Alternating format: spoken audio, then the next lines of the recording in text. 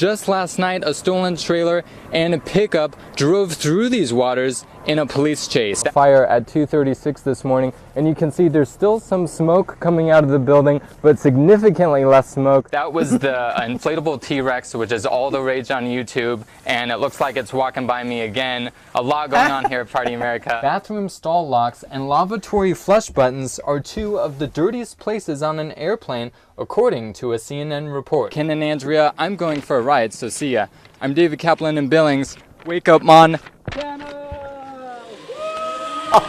Look at that. You can see this guardrail here on I-90 that was completely destroyed by a semi-truck that jackknifed. I actually got these goggles with me. You put them on and you're able to go throughout the house wherever you want, upstairs, downstairs. I'm David Kaplan. Coming up, I'll tell you how the Harlem Globetrotters are putting smiles on children's faces off the court as well as on the court.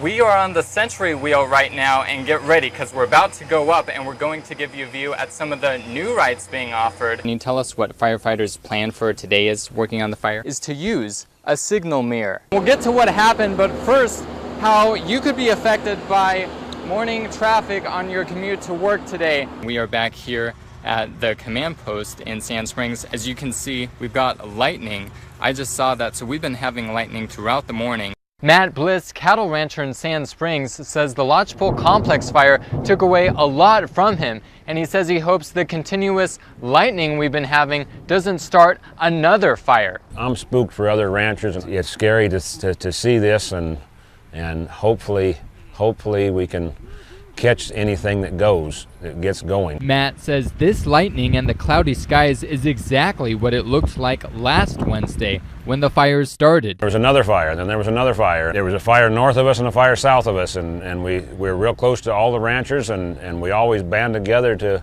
put all the fires out, but we couldn't help each other. It was so enormous. He says he produces beef and feed for the fall, which will definitely take a hit this year after he lost 3 cows and lots of hay. We run quite a lot of mama cows up there with cow calves, and we lost 3. We lost in anywheres of 15 or 20 sections of land. Right now, Matt says he will continue working with firefighters by using his grader and loader.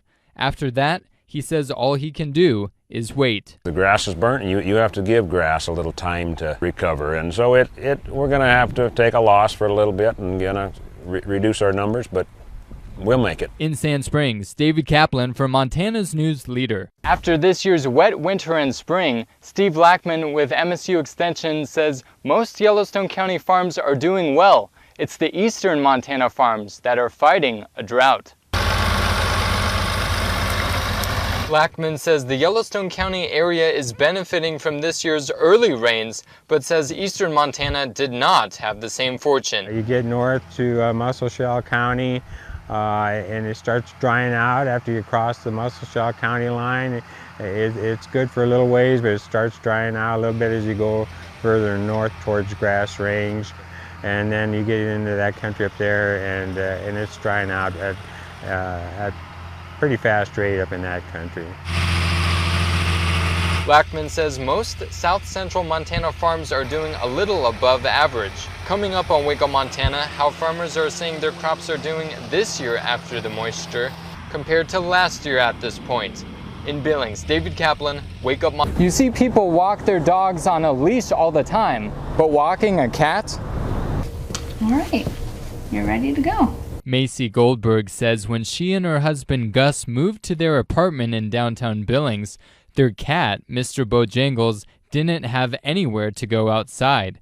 She says she felt guilty, so the cat walking began. When he isn't outside, he gets to be a little crazier at night, and he tends to get in a little more trouble. And so I think it's better for him to get to go outside so he can kind of burn off some of that energy. Macy says they walk their cat 3 to 4 times a week and can't take him on a walk without getting stopped. Good boy.